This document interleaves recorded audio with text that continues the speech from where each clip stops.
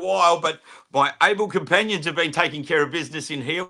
Welcome to another episode of On the Grill in what is arguably the wettest day in the history of the universe, wettest period of time in the history of the universe. Certainly New South Wales. It keeps outdoing itself week in, week out. Ash Borg, Shane Darwin, how are we, gentlemen? Yeah, really well, fellas. Really well, Chop. As I said, I've had a few days on a conference, so it's been a nice week for me, except it's been very wet. So sending our thoughts and prayers up north to the Manning. It's horrible up there at the moment. A couple of people I work with, their places of work are underwater and houses are underwater. So it's a really, really tough time for them at the moment. So just sending all of our strength and our love and our prayers to the people in the Manning region, especially, that have really copped it in this last week. Yeah, plenty of other places around our regions as well, Ash, too, that have copped plenty of rain. And if anyone's been affected, obviously, you got our thoughts. It's a terrible time. And well, I know the Kincumber Creek gave the Manning River a bit of a run last night. If you want to have a look at my socials, you'll see just how tough I had it last night. Let me tell you a little bit about my last 24 hours, fellas. Okay, so I've made a comeback to table tennis on Thursday nights, and I got smashed by everyone last night. I went in there so aggressive, ready to go. So I lost that. Drove home in the absolute pouring rain, got home to see the banks of my creek had breached, and the creek that I worked so hard to save, it swallowed my boat. The one thing that's probably, other than AFL HCC and of course you two great selves, the only thing that's keeping me here in New South Wales at the moment was that boat and ping pong. But that's gone. Boat's gone. All night I tried to submerge that at great risk to my own life, and not making light of it. That said, I don't think I've ever seen this much rain before in my life. Yeah, do you think rain's hitting back at the? Do you think that the nature's hitting back at the washout, the squash out the washout campaign? She's killing me at the moment. It gave us the big middle finger, that's for sure. Yeah. Strangely enough, lucky I've got a hot date tonight, or my last 24 hours would be absolutely lamentable. So, and strangely that's enough, why I'm wearing camo. Rain. There's not even the three of us could find anything to really whinge about with a washout. I think everyone was like, you know what, this feels like it's a genuine washout. Thank God, thank the Lord. Yeah.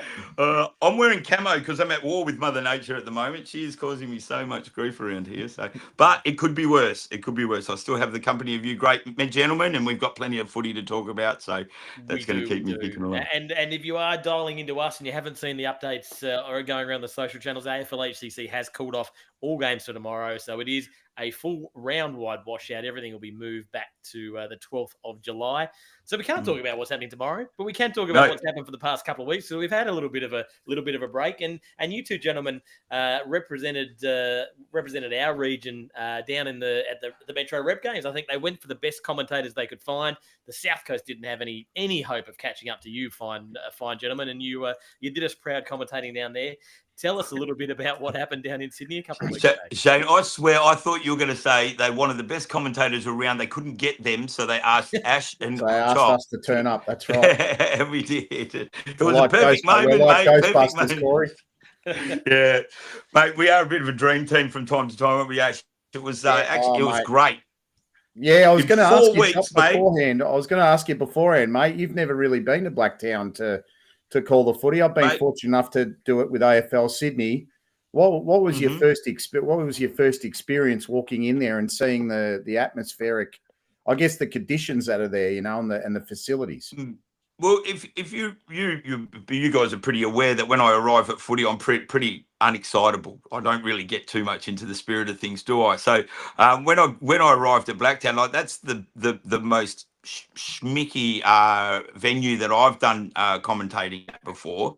And before I even knew where we were going to be calling the game from, just to see the quality of the ground, the size of it, just felt like this is where football should be played. No, I mean, other than Newcastle number one, which we love Newcastle number one.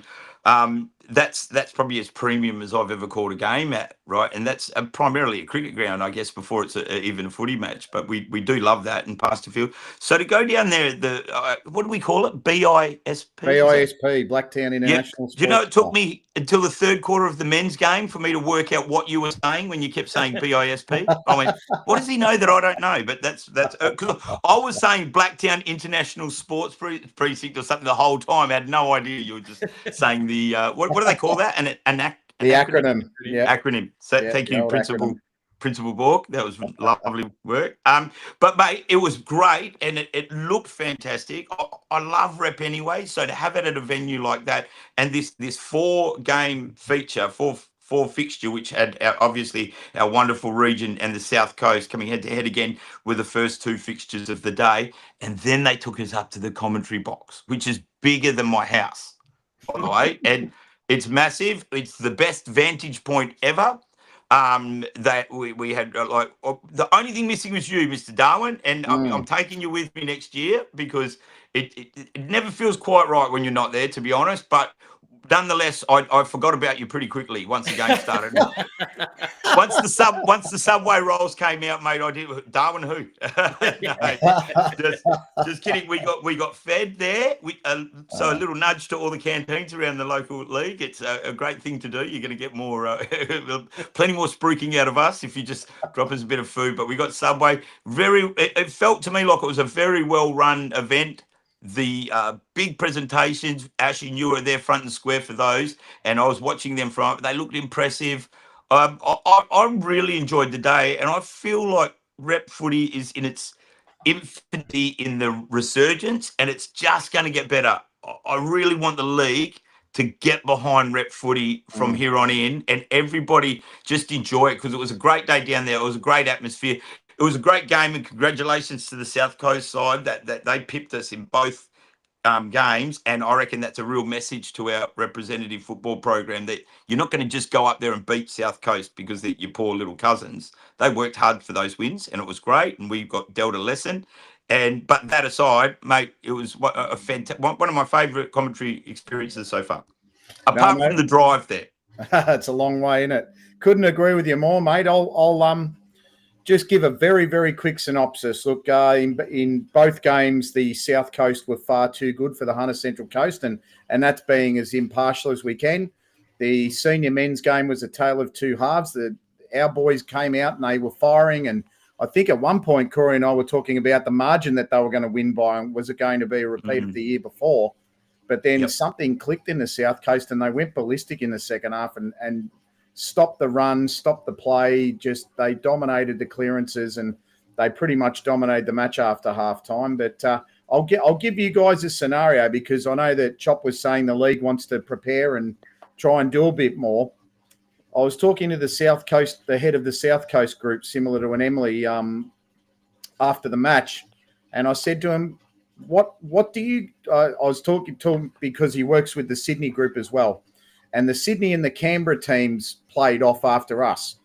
They pick the best 22 and they go and play in Tasmania against the Tasmanian Football League.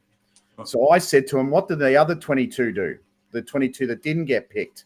And they said, "Well, there's a thought process that maybe the AFL, Hunter Central Coast and South Coast combine, pick their best 22 and play the rest of the Sydney-Canberra group." Yeah, wow. What do you reckon about that? Yeah. Brilliant. Sounded like a brilliant idea.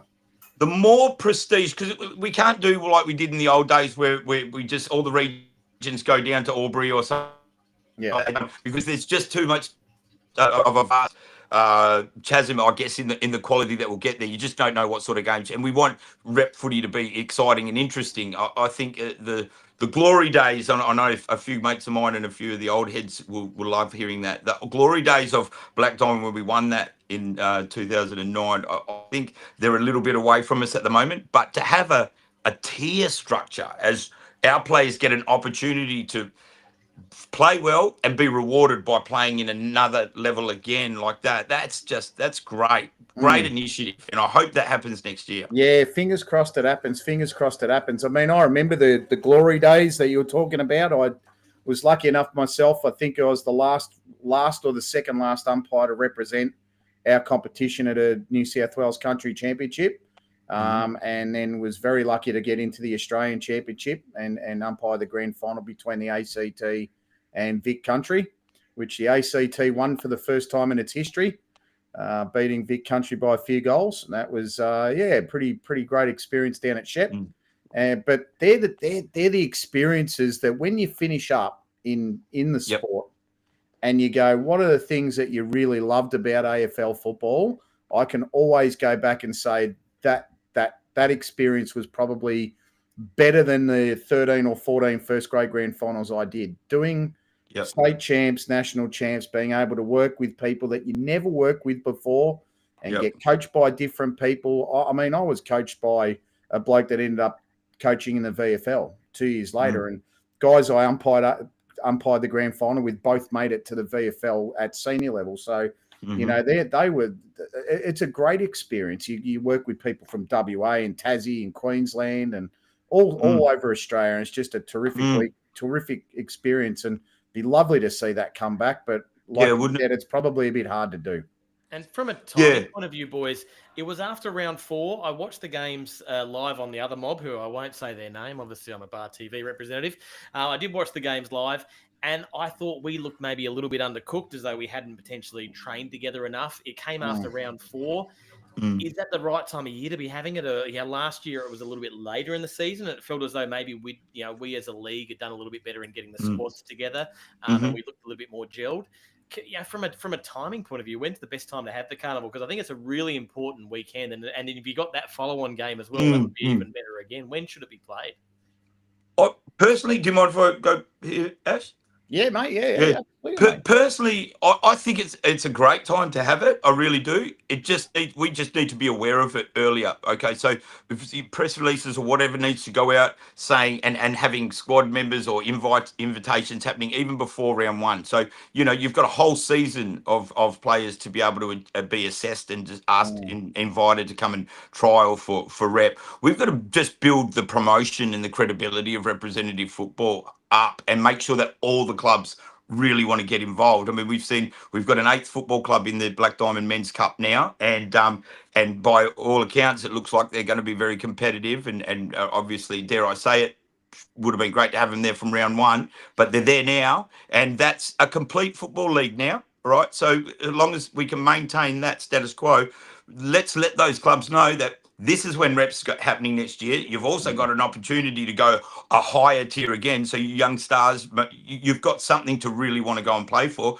But we're not going to just go up there and give South Coast a touch up in one game, because they're better than us at the moment now. So we got to have to work for it. So let's have the coach announced by the end of the season, and the invitations go out in the off season, so it keeps everyone connected. And then maybe a little trial early on in the preseason before round 1, or and have 3 or 4 weeks of actual training where that squad gets to know each other. Because I remember when I was about 8 or 9, when I was just a young fella dreaming of playing cup football and watching players like Maurice Goolagong and Pete Van Dam and Chris Bishop, and I know they're all Terrigal players, but Mick Ryan and Corey Shackleton, all those guys go out there and win that carnival.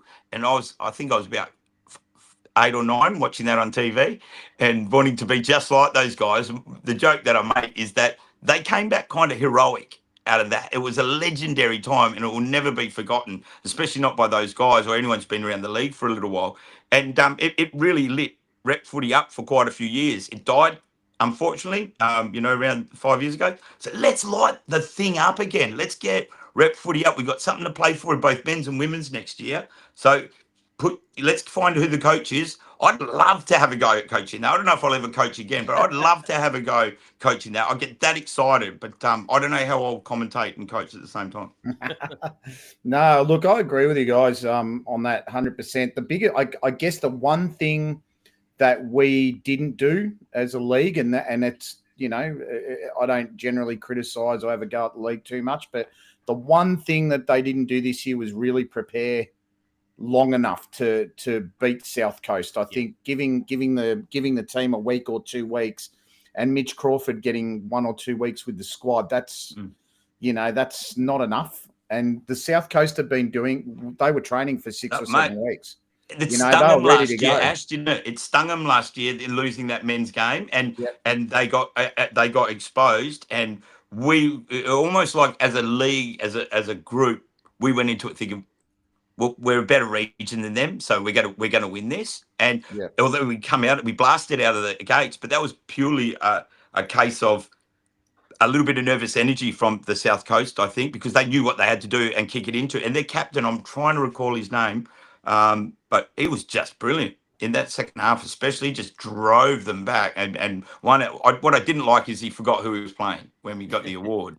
Said, "Who are we playing again?" I went, Yeah, "Oh he wow, forgot. was that a Well, that's dig?" probably indicative of the day he had. I don't think he could have played anyone and had a great game that day. Yeah. There's a Just lot trying of good players, but they stung last year. So rep Jacob footy May. means something to the South Coast, Yeah. and we got to make sure that it means something to the Hunter Central Coast next year. Yeah, and our women especially, I thought, looked good on paper. Like, you read the names in the team, I'm like, we've got a solid team, but we did not gel at all. And I think we were probably lucky that margin probably flattered us, because I think in that third quarter, if they had their stuff together a little bit more, they would have piled on a few more goals. So I actually think we're probably a little bit flattered by that women's scoreline. Yep. And that, just from an outsider, like I say, I'm not having a go at anyone. It just looked as though we didn't know our structures well enough, or our other players well enough. And I think we could do that better and put a really competitive team up, because we saw last year in the women's, it was neck and neck the whole way through, and we just lost again. Whereas this time, we never looked like we were in the game at all. Yeah. The women's team were just full of their women's team. The South Coast women's team had about 5, maybe 6 ex-AFL Academy players through the Swans. Yep. They had players that had represented multiple leagues, girls that had played in the Coates League, which is the development competition in New South Wales and Victoria. Yep. And they were chock full. And I guess when I was looking at both sides before the start of the game, I probably went one each. I went men's team to win, and then the South Coast women's team to win the women's comp or the women's match. And it wasn't by a lot, but gee, they looked a lot stronger. And that's it could have been indicative of the lack of opportunity to play together.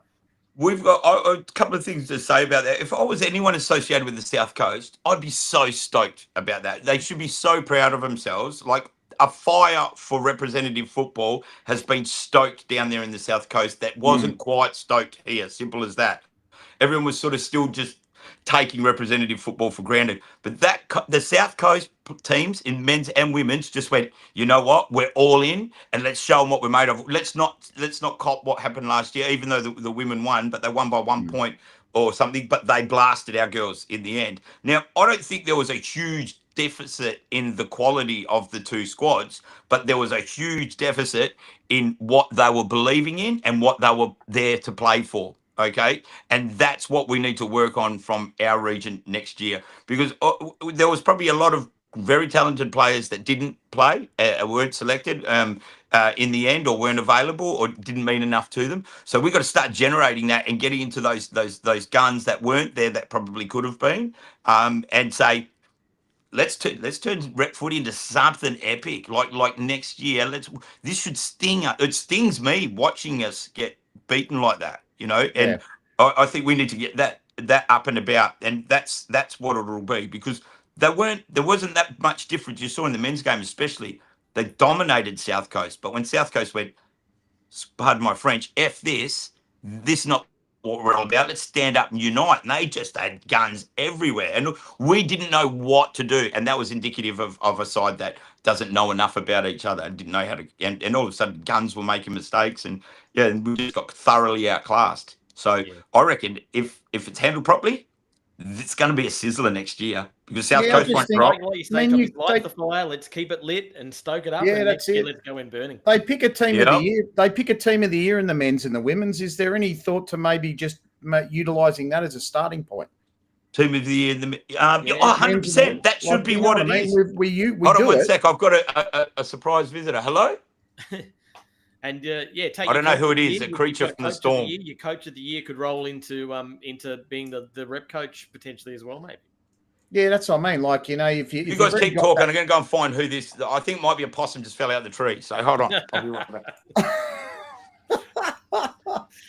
Oh goodness, yeah. I don't know, Shane. It just for mine, you know, if you got the team of the year, you might as well use them, you know. Yeah, 100%. And yeah, get all the clubs aboard. I think if my memory serves me right, we didn't have any Cardiff representatives in the men's team. Is that right? No, Which I mean, there's got to be some players there that are good enough to play. Yeah, there are definitely players that are good enough to play there. They are last year's grand finalists. They should have had a couple of players in that team. Should have had a couple, yeah, and that's okay. And that's it. Second year in a row, they haven't had a representative in. So maybe we need to look at, okay, if you're getting a player or two in that team of the year at the end of the year, they've got to make sure they nominate themselves for rep footy as well. They've got to be available. Yeah, part of that is if you picked, you've got to be available to play. Yeah. And if you're not available, I know in other leagues, I don't know if it's our league, but I know in other leagues, if you are nominated to play, if you are picked to play representative football and you're not injured, then you're expected to play. Otherwise, you serve a match penalty.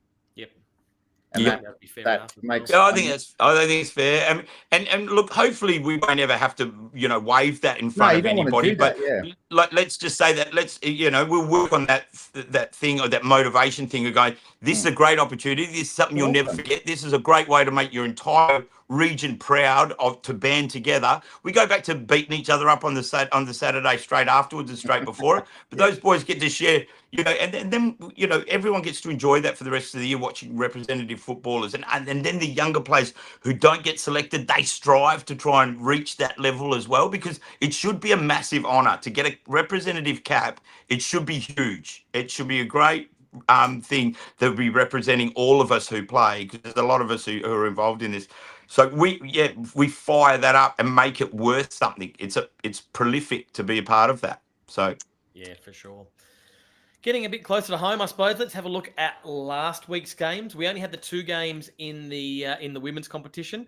The reigning premiers, Killarney Vale, travelled up the road to Pasterfield to take on the Cardiff Hawks, and it was one-way traffic. It was all Cardiff winning the game 8 goals for 52 to 3 goals for 22. So a really strong statement there from Cardiff, who are, I suppose, laying some claims. We know that top 3 is between City, Cardiff, and Killarney Vale. Well, by golly gosh, Cardiff have really come out pretty strong there and given the reigning premiers a right touch-up, haven't they?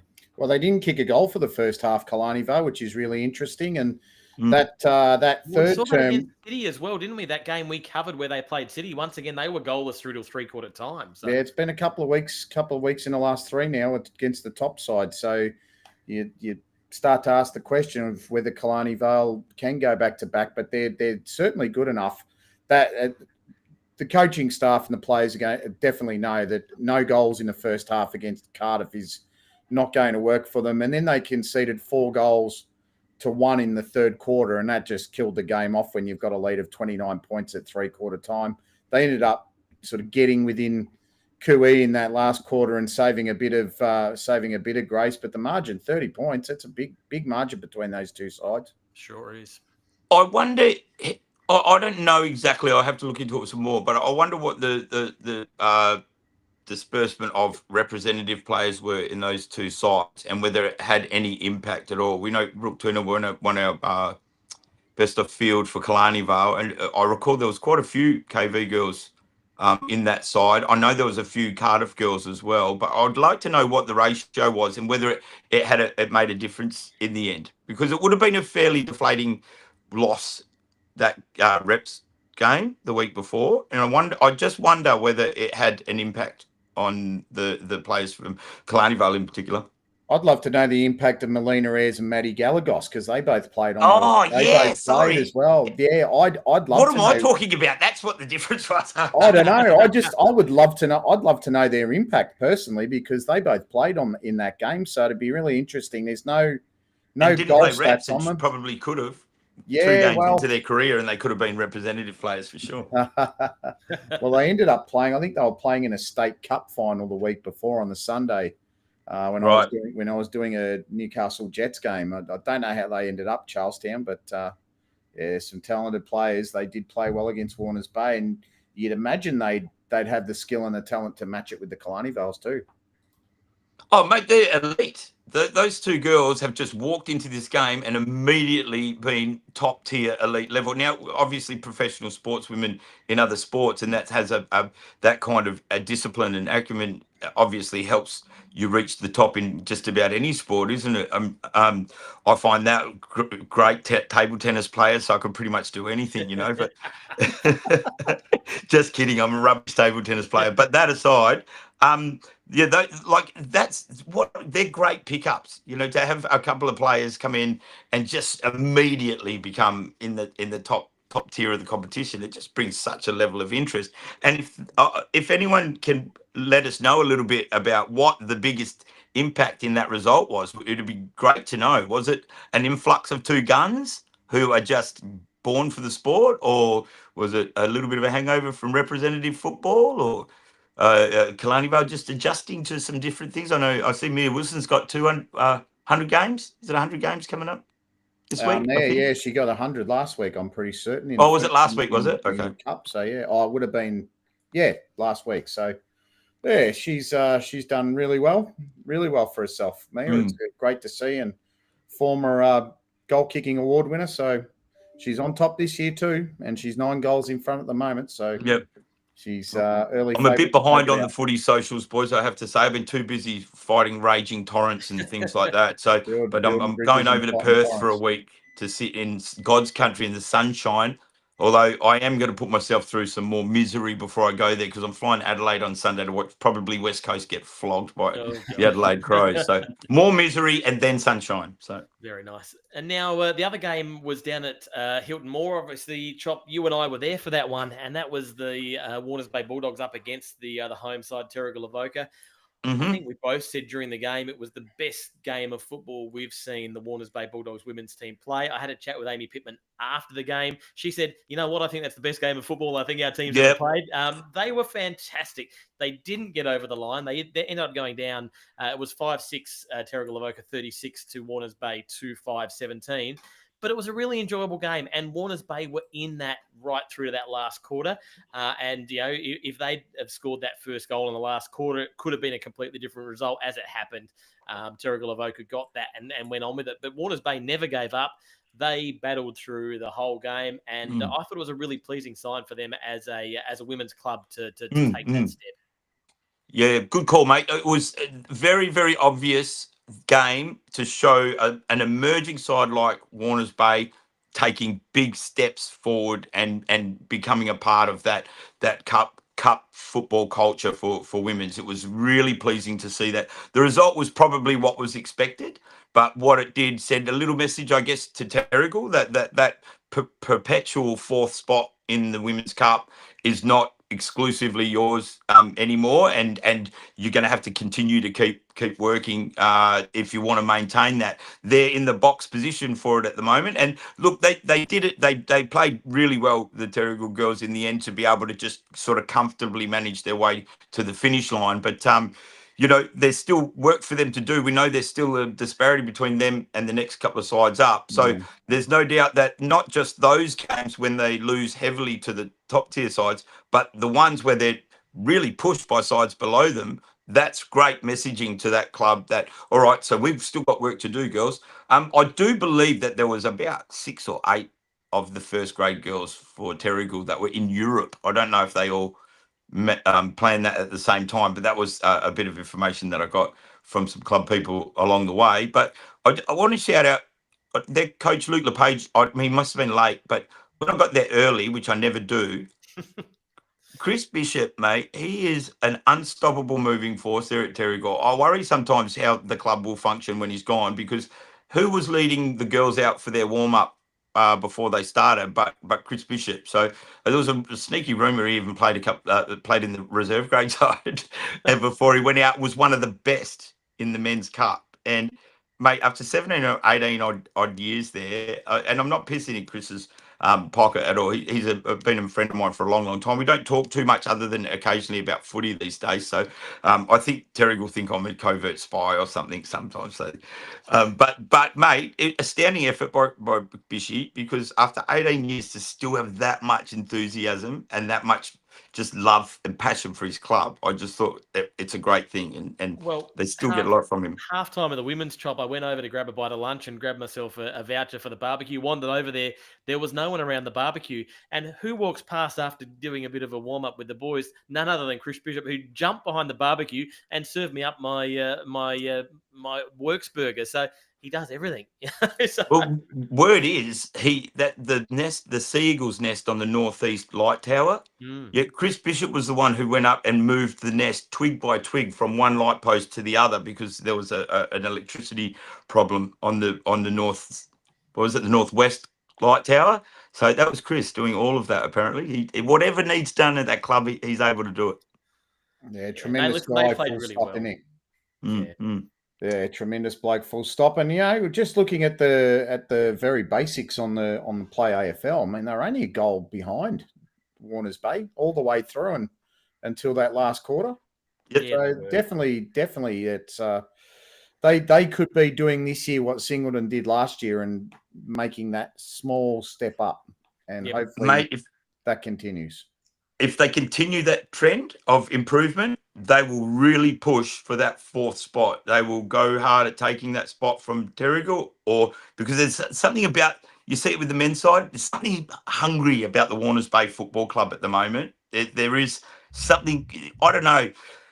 Someone called my calling bias on the weekend. I've got a young man who I thought was my number one fan at one stage. I taught him everything I know, but he gave a bit of a dig saying I do bias commentary. But I want to stand corrected with that. It's not bias commentary at all, but it's very easy to get excited by clubs that are working from a certain level of difficulty and finding their rhythm and form. And I love the Terrigal Avoca Football Club, and it's important they maintain that standard. But what's the point if we don't have clubs below them pushing them and testing them, because that's the level we want them to come up to. So if is there anyone at Terrigal or anywhere else that thinks I do bias commentary, then yeah, you're right. I go for the underdog because I want to see this game continually improve. And it doesn't mean I don't love the Terrigal Footy Club, but keep setting that standard so we can chase it. 100%. And listen, full credit to the Panthers women. They had a fantastic game. I think we ended up giving bar raiser to Nia Jurek from memory. Did we chop? I'm trying to remember. Yeah, we did. Zoe Boxer was great. Sophie Birkinshaw. They had an all-round, good game. And it was just an arm wrestle the whole game. We saw Warners Bay jump out and kick the first goal. And I think we were all a little bit like, oh, yeah, that's all right. They'll kick the first goal. They'll be run over. No, they didn't get run over. They played a great game. Terrigal Avoca played a great game. It was a really good game of football. They did. They controlled it and they got a comfortable win in the end. So, so they're safe in fourth at the moment. That's for sure. Now in the men's, you touched on it a little bit earlier in the show there, Chop. But we've got a new team in the men's cup, and we got to see. Well, we didn't get to see them play, but we saw their score. Obviously, in the thing, Nelson Bay. Welcome to the men's cup for 2025. How exciting is that? Yes, the marlins, the game fish of the competition. And we know we love to catch fish around at my parts, but that's such good news, isn't it? Like, it's so overdue. I'm gonna have my little rant. So overdue. It was bleedingly obvious that they should have been there from round one, but it doesn't matter. They're there now. We've got 8 teams that we say goodbye to the bye, and they're instantly competitive. And you can see it's going to just lift everything, because whether they make it into the finals or not is irrespective now. They're going to be a competitive side with everybody in the competition, from 8th spot right through to top spot. And that's where it should be. That's where clubs should be striving to be. So wasn't that hard, was it, in the end? They got to win the first hit out, and, not a bad win either, by the way. So it wasn't that hard in the end. Why didn't you do it in the first place, Tim? Yeah, well, that's all I've said. No, that's all right, mate. I actually want to sort of take it from the point of view of congratulations to Nelson Bay. I think they saw the writing on the wall, and then they went, you know what, let's do something for the betterment of the league as well as ourselves. And that takes a lot of courage to do that. They could have easily stayed in plate. Do you reckon, Ash, though? I reckon it took more courage if they didn't do it, because there was a lot of grumblings going on around the place that it was an obvious thing. And I don't mean to discredit what you said. I actually think it was, if they didn't do it, they would have lost a lot of respect and a They'd lot be of. targeted all year. They probably would have been targeted all year, and Mm. from all reports, they were targeted every other week anyway. So it didn't make. I don't think it made a big difference, but I think they saw the writing on the wall after the first 3 games. Went, you know what? We might as well just do it now. If we cop a few beatings during this year, we learn for next year. We've got a nucleus of players we know are going to probably hang around, and we've got a couple more possibly to come. And you know what? They're a handy side. I mean, you're looking at guys like Mitchell Hall and Billy Barton, Wade Blackburn, a former Elliot Davey medalist in Jaden Reimer. You know, Ash, can I say this? they're a good side. Amazing football team. I coached against Nelson Bay in 2020 when we were out at Gosford, right? And the reason why I can be really critical about this is because they were getting handed some. They finished in the finals, I think, in 2020, and then 2021 they were copying a few big beatings because some players left, and we know it's a transient area. But then what I did see, our Gosford side beat them by 10 goals up there at home and their home ground. But anybody who knows footy could see that they had a young group there that was of great quality. They were resilient. They fought it out. Yep, they got a couple of towelings, but they've learnt from that, obviously. Now, I'm all for going back when you just can't be competitive in top tier. But I think we've got to look at how long sides get that opportunity to win premierships down below, because if from my side, and I think anyone else who coached against them said they've got a good squad, they're going to be up and about within 2 seasons. They really are. And then all of a sudden a couple of these stars come back and look where they're at. You know, they could very well play finals this year.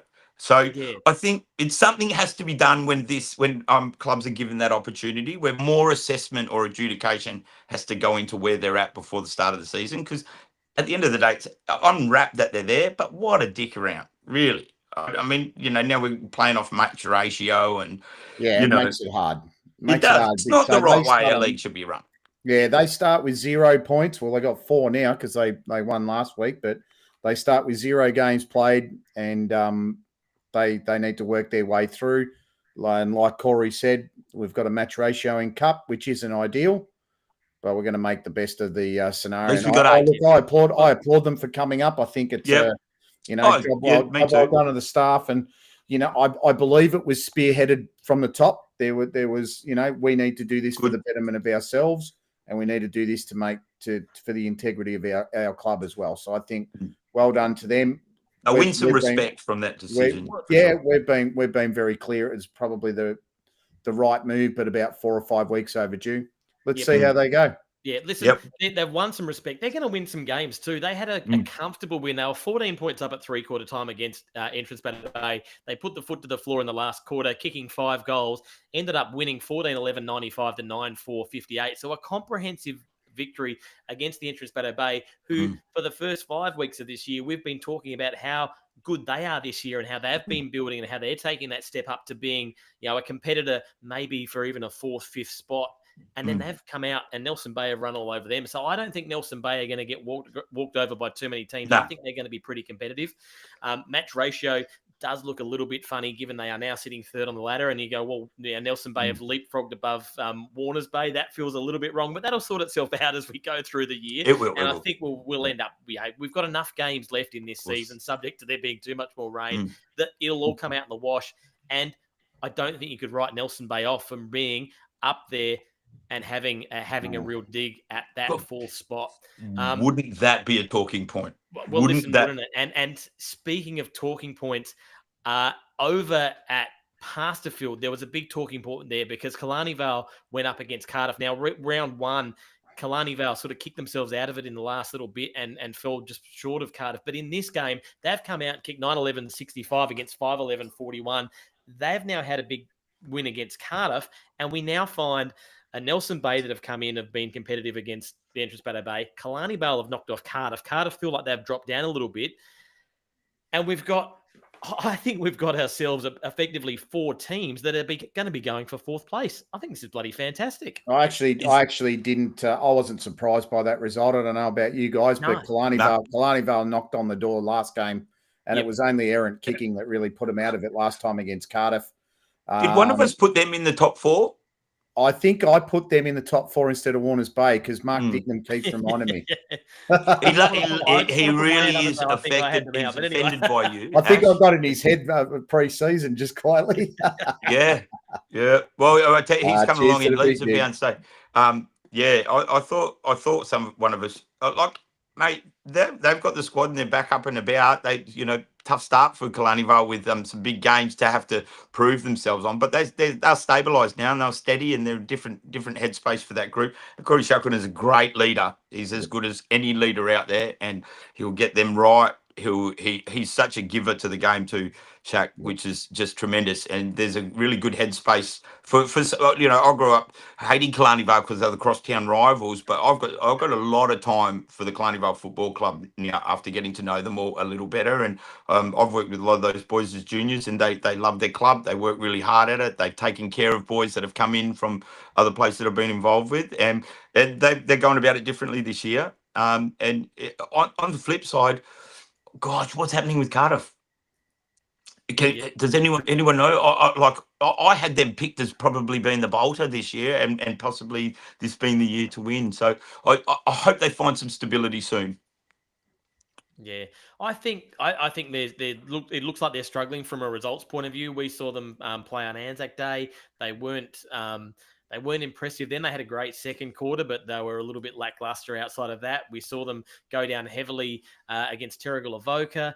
I think they're in a little bit of trouble, and I think they've really dropped down into that chasing pack now. I think it looks as though we've probably got Terrigal Avoca, City, and Warners Bay that'll maybe smash it out for the top 3, and anyone under that I think is going to be a competitive shot against being in that 4th spot. And I think on their day, Cardiff could get beaten by Nelson Bay. They could get beaten by an entrance Bateau Bay, and we saw them just get beaten by Kalani Vale. So they've dropped a long way from where they were last year in that grand final. Here are some of the names in the team that are currently playing now for Cardiff, and they played this last week against Kalani Vale. Zach Delaney, who's very good quality. Luca Conlon, who gives a great account of himself every week. James Fenimore, who's solid. Yep. Sam Howard is probably one of the best fullbacks in the competition. Full forwards. Yeah, he's full forward now. Braden Hawkins, who's solid in the midfield. Finton Tricky, who's one of the up-and-coming players in the under-19s. He won a premiership in the plate last year. Jake Sullivan, Pat Delaney, the Bonham brothers, Ryan and Dylan, Bryce Gretz, Jack Pratt, Jamison Bufler. That's a good football side, isn't it? That's a great football side. Yeah, they're the names. There's some of the names. Did you say Gretz as well? Bryce Gretz. Now, Trent Thompson's not in this side, and he always gives them a lot in the ruck, but there's got to be something going on there for them not to be winning games.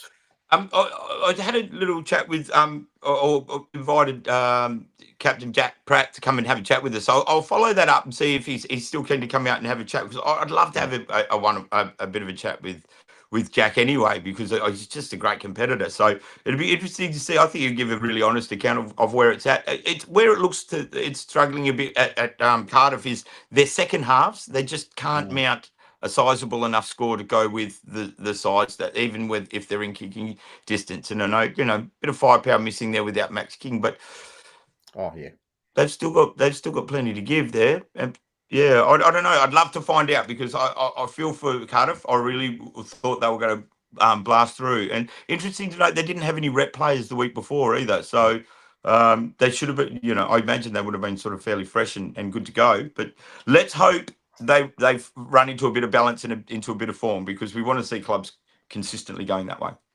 Yeah, that's right.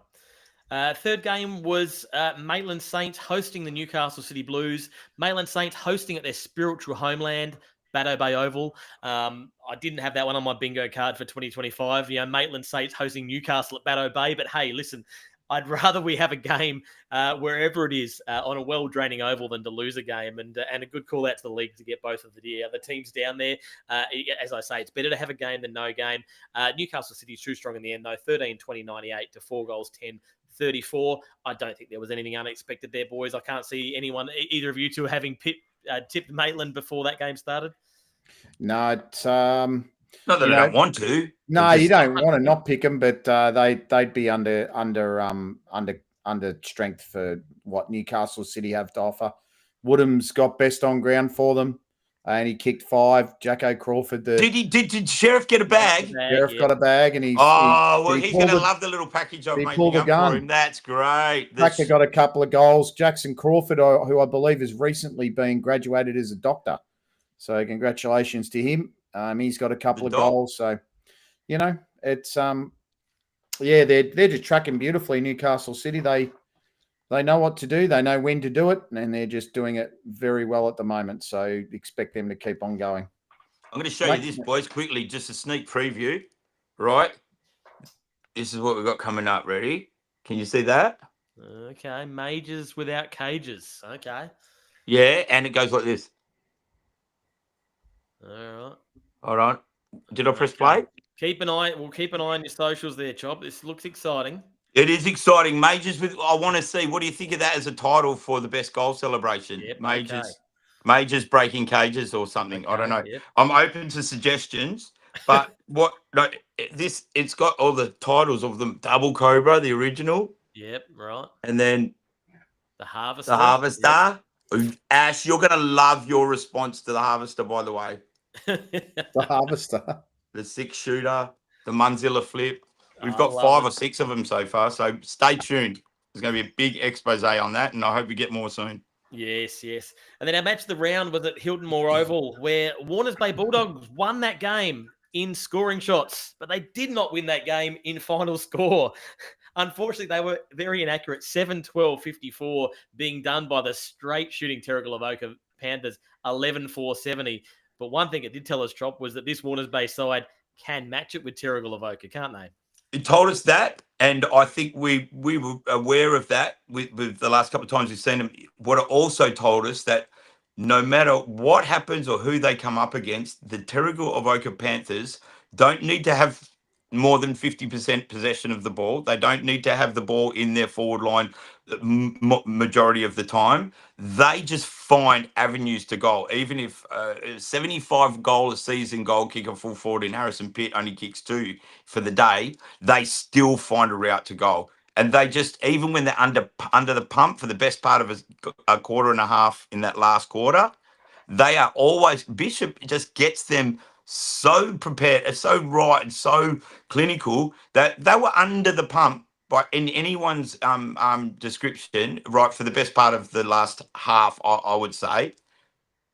Every time they would go to their forward line, they got a goal. And while Warners Bay had opportunities and they were pressing hard, they just weren't able to get those goals. And there's the difference in that side that's been up there amongst it for 12 or 13 years now, under the same coach, of course. That's not the best Terrigal side that's been around for the last decade by a long shot, right? But they just got the job done. And the blistering run by Ethan Williams at the end of that game, I just have to say, Ethan Williams is so unsung. He was the best player on the ground. I went back and watched that game again. Tom Gardner was brilliant for the Bulldogs, but Ethan Williams was so unsung. He was just clearances, kicking it. And when he took them on and took 3 bounces and kicked it forward, got a free kick downfield, which started with Coach Bishop, mind you, and who touched it again before it got a goal. They're awesome. The Terrigal Panthers are awesome. I'm not saying that because someone said I'm a biased commentator. You're always talking about Terrigal Avoca. That's you to a T. Yeah, no, well, I just want to say I might be hard on them during the calls, but they honestly, Warners Bay were great, and we probably were very credited to Warners Bay because it was great to see him match the Terrigal Avoca. But at the end of the day, pushed, pressed at home, probably a little bit undermanned. Terrigal still found a way to be able to do it. And, I think Luke Bury's retired the double Cobra. We didn't see that in the one goal that he kicked. So let's hope he brings that back out He again. was under a pack. I don't know whether he got a little Cobra there just before he snuck back up again. Oh, right. Like a little hidden, in the far pot. He was in the far Cobra? Too. Little mini Cobra maybe. But yeah, little hidden Cobra. Okay, well, I'll check in with Bury and see if that's the case. But things like Chris Murray's save, and I've got all these, I'll put this in the highlights reel. Chris Murray's save on the line, just he dived about 20 feet to be able to just get a fist on that goal. I think there was Toby Burns took this floating back mark, just able to do something right at the right time to undo Warners Bay Bulldogs, who are up and about, had plenty of energy. put enough pressure on them to be able to get that job done. And mate, that was a great performance by the Terrigal Panthers, I have to say. It really was a great performance. Yep. Enjoyable game though for the Western Warners Bay Bulldogs side of things as well. Though they matched it with Terrigal, they had a lot more possession. They had more shots on goals. You talked about your marking there in the back line of Terrigal. How was Max Collins, who took we got a contender for mark of the year? I can't show it this time. No, you can't. A little stat sheet out. He took a fantastic grab. Unfortunately, the kicking let him down. And once again, unfortunately, Max's kicking let him down as well. He started off strong with the goal, and then he went a little bit wayward. And I think he kicked 3 or 4 gettable goals. And he hit the post from inside the square, which that was one went out of bounds on the full. So he's not going to get stuck in him individually, but it does show you that if he has a different game and kicks 4 goals 1 instead of 1 goals 4, they win that game. I'll post that last couple of minutes of that game, and you see it clear as day. And that was the difference between them. Like they'll work out whatever's not in rhythm with Max, because in the air he's unstoppable. Max Collins for the Warners Bay Bulldogs, and he's a game winner. But obviously his kicking is something that's troubling him a little bit at the moment. But they've got a lot of great kickers all around him that'll get around that and support. So they'll find a way to work through that. That wasn't the reason why they lost, but you can't win when you outkick the other side, but you kick too many points. So that's where it was at. So at least they can see very clearly what they need to work on, because they started slow, Warners Bay as well, and finished strong as they have been doing for a long, long time. So they just got to not let the nerves of coming up against Terrigal, who there's a hoodoo there. I don't care what anyone says. Warners Bay have a hoodoo against Terrigal, whether you like it or not. But with players like Tom Gardner coming in, who doesn't know the history, he was a jet. He was so good. I really enjoyed his game. But Terrigal, just as a side, not too many of them stand out hugely. They all just do their bloody job. And, they're a benchmark side for that reason too. Saw a little bit of the game in between quarters and halftime at Weldon Oval in Manly. And just having a look at the Play AFL, fellas, wanted to pose a question to you. After halftime, Warners Bay, 3 goals, 11. Terrigal Avoca 5 goals straight. Now, I think it was 7 behinds in the third quarter, actually. Yeah, 3. It was 1 goal 7 in the third term and 2 goals 4 in the fourth term. And all Terrigal did was kick 5 goals in the second half. Yep. Now it's and 3 they goals probably to had 5. the ball 5 times in their forward 50. Mate, it was probably 5 inside 50s. Pardon? Can you talk to us about Warners Bay in the second half? Because when you look at that appears to be that Warners Bay have had a lot of the football and just haven't capitalised. Mate, it was just the perfect description of a side that has been at the same thing for a long time, that just knows success, that just breeds win. And they've done that for 12 years at Terrigal. And that's why they win a lot of the first quarters, because the other side psych themselves out. Because they know that they're coming up against Terrigal, and they just know that they've just got a capacity to win. If you ever look, Terrigal don't finish particularly strong if you're looking at score lines, right? But what they do is so efficient and so clinical that it humbles other sides. Warners Bay were pressing all that second half. They were playing with a level of confidence, with a level of drive. They really believed that they were going to win this game. But all it took was Terrigal to be able to go back and get 1 inside 50 with a goal. And you just saw them start to go, how are we going to do this? How are we going to do this? And that's where it's not that their game plan or the strategy broke apart. It's just that they became their own worst enemy by missing goals that they would normally get, and probably buying into the hyper Terrigal again. But that's what I loved about the game, you get to see Terrigal at its best of what it's been training its players to do for 12 or more years out at Hilton Moore. Like Hilton Moore it was good condition for Hilton Moore, but it's not a great ground. It's an awful ground. The grass is rubbish. It's a good size, but geez, they know how to play it. They just know how to play it. And it was almost like at the end of it, when they won and won comfortably, it was almost like they were toying with Warners Bay, you would think, because they looked like they were under pressure, and I called it. But then all of a sudden they go bang, bang, kick a goal. And you're just like, They were under pressure because there was a point in it there. I think in that last quarter, and it could have gone either way. So I guess another question is, what do Warners Bay do to bridge the gap? If they're kicking 7 goals 12 in a 6 goals 12 or whatever, 3 goals 12 in a half. I mean, is the kicking the only thing they've got to work on? Well, the kicking is the result of what's going on mentally, I think. Absolutely. They need to kick the first goal against Terrigal for a start. They need to start that game like they are there to win it, not let Terrigal dictate the tempo. In 2 quarters, Terrigal kicked the first goal within a minute in third quarter and the first quarter, and just did it bang, bang like that. And for a side that's emerging, like Warners Bay, that can be very deflating for the entire side, especially ones who are, underneath the hoodoo. So they need to just make sure they get that first clearance, fight and scrap for that first clearance, get the first goal, try and get the second goal, not give them a 3-goal, 4-goal start, because that other sides they can chase down, but they've got a hoodoo against Terrigal. They know that. I think that somehow they're aware of it. So Nate Harkness has to just say, don't even call them Terrigal, call them the kittens, the black kittens or something, and just re-educate his players that Terrigal are not the side that haven't, dominated the last 12 years. They're just a coastal side that are like anyone else and do what we do best, because they let Terrigal dictate that first half, and then they're chasing tail against arguably the most clinical side in the competition. But I hope they take some belief out of it, because I think they showed they could have won that game they will quite comfortably if they'd kicked straighter and things had gone differently. So yeah, you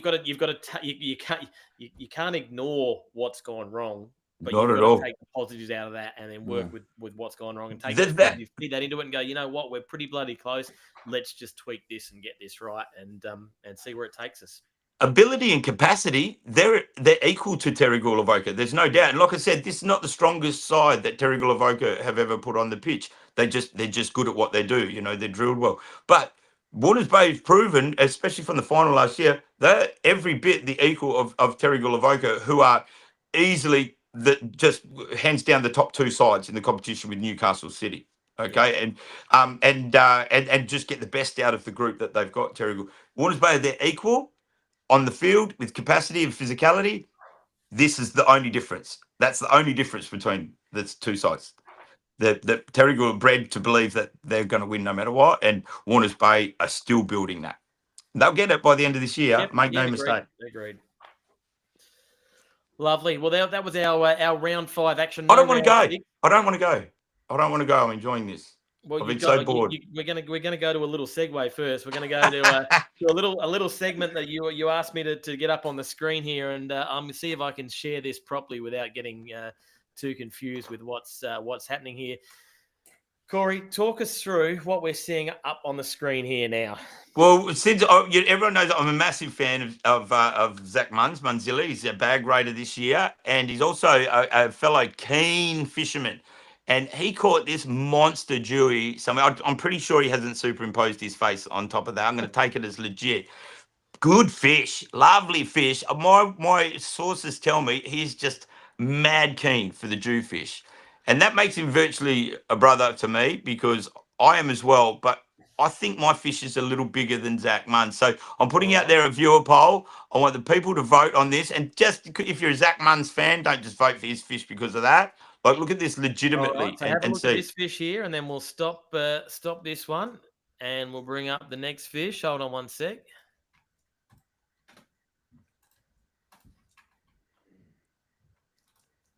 I know Ash Borg will be on Team Chop for sure. I know it.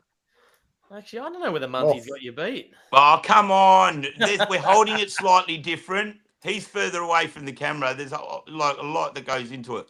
Yeah, 81 centimetres. That was 81 centimetres. I don't know if I asked Munzy what size his Jewfish was, but either way, Call of Duty, I'm calling it. Competition between me and Zach Munz and anybody else who wants to see who can catch the biggest Jewfish before the end of the year. Okay, there's a BMW on it. Really? Well, I'm working on BMW. No, actually, I'll work on BCF. I reckon we might break through BCF, Freddy's Fishing World. Someone out there, come on board as a sponsor and come up with a prize, and we'll come up with the best fish. We want to hear your votes. Who got the biggest Jewfish? Was it Chop? Was it Munzy? Let us know. Well, it looks like Chop from that angle, I just have to say, just quietly. There we That's go. my boy, Ash. There That's you my go, boy. 1-0 to the Chop. Yep, that's right, Ash. That's right. Yeah, okay. Yep. Well, I've Chop. got My a bit of a favourite shout out. Sydney AFL commentator right there. Ash I've got Boyle. got a bit of a shout out as well to the umpiring group, actually, because it was very recently announced that Zali Mertens is on the AFLW panel for next year, and she'll probably be getting games as opposed to last year where she was emergency. It's fantastic for her, so congratulations to her. So and she then continues to Eliana climb. Waters, and then a former umpire who was with us last year who moved to Melbourne, Eliana Waters-Cowan, has got on to the VFL Academy in her first season being in Melbourne. So that's a pretty big achievement. Wow. And she'll be umpiring in the Development Coach League on the weekend. So congratulations to those two ladies. It's wonderful to see not only people like Cypress and Kyan doing well umpiring and Joseph O'Brien that's gone into the VFL, etc. But we're getting some of our young ladies getting into the act as well. So it's great for the umpiring in general. Sure is, yeah. Yep. Let's hope that translates to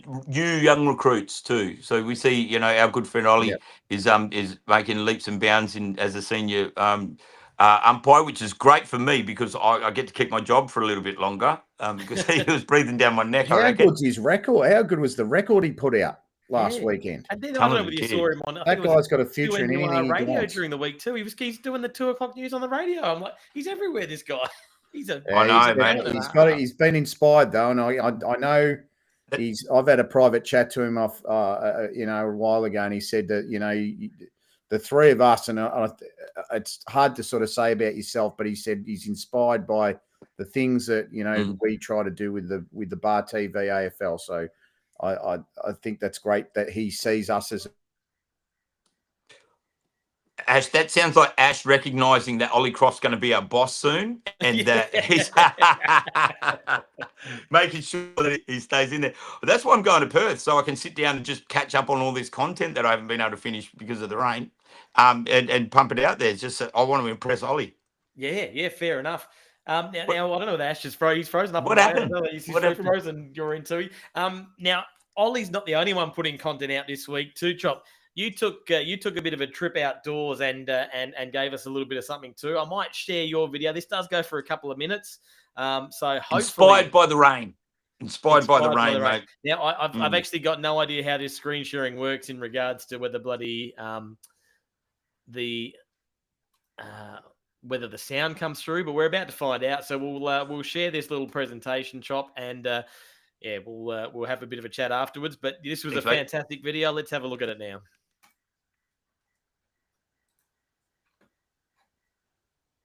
Here at Four Quarter Chop, we're very pleased and proud to say that we are here to announce the very new season of umpire fashions for the AFL HCC, starting this weekend and probably for the rest of eternity. You'll be likely to see the team in green sporting wonderful new digs just like this. Check it out. That's right. I think they're wrapped about it too, Shane. Yeah.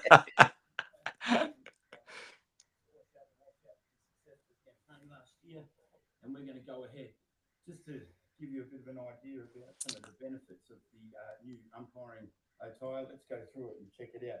It basically comes with everything. There's the sewn-in shorts on the outside here. Yep, legitimate. With dungarees,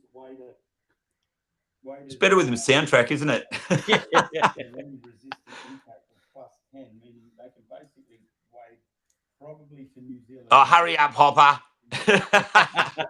Mate, what I do want to hang in there for this, Ash is back. He'll be able to explain this. Yeah, I've gone out of power. I went out of power, mate, with the laptop, so I didn't realise that. Yeah, at a crucial point too. Don't worry. I think Ollie Croft knows that how much of a fan you are because he's going to be our boss soon. So he's going to do anything he wants to do. He'll be able to do in media if he really puts his mind to it. I think he's fantastic. Ash, tell me, what is this blue card? Can you please? Because I think what does that mean? I think they brought in a blue card or a white card a while ago, just as like a warning card. I think it might be. I'm not 100%. So it's not an all-day pass at Wet and Wild Water Park. No, not quite. Not quite. free fishing license for umpires during this weather, which is really Could good. be the fishing license. Do you know what, yeah. Shane? I don't know if this has gone over quite as well as I was hoping, so cut it. And if you want to see the full punchline, mate, check out my socials. But, you know, it's probably the funniest thing I've ever done in my life. So please get on there and give I me a thought like. it was You know. hilarious, It mate. was I thought it absolutely was one of the best. fantastic. That was inspired by being locked up in this place so long with the wet weather. It's doing my head in. I hope sunshine comes out, and if it does, it'll be probably while I'm flying to Adelaide. So I reckon we'll get a week of sunshine next week while I'm in Perth. Fingers crossed. You've put out some fantastic content there, Chop. We've got Ollie putting out his content. It's been good all round. Boys, I reckon we just about wrap things up on that note. Any final words before we give it a farewell? Wish me luck on my hot date tonight. I need to wrap my week up on a high note. Not to say this hasn't been, fellas. I love this chat every single week, but I reckon we can go higher again. Well, this is let's not let this is building you up, Chop. parade, mate. Thanks, fellas. No, great chat. Wasn't it nice to be able to just have a little bit of fun and not race through a million football matches? I enjoyed this chat. Let's do this again. For sure. No, have a good weekend, guys. Thanks, The footy's everyone. off, so enjoy your weekend, everyone, and yeah, stay safe and dry. Absolutely. No chance. See you, lads. See you guys. All right.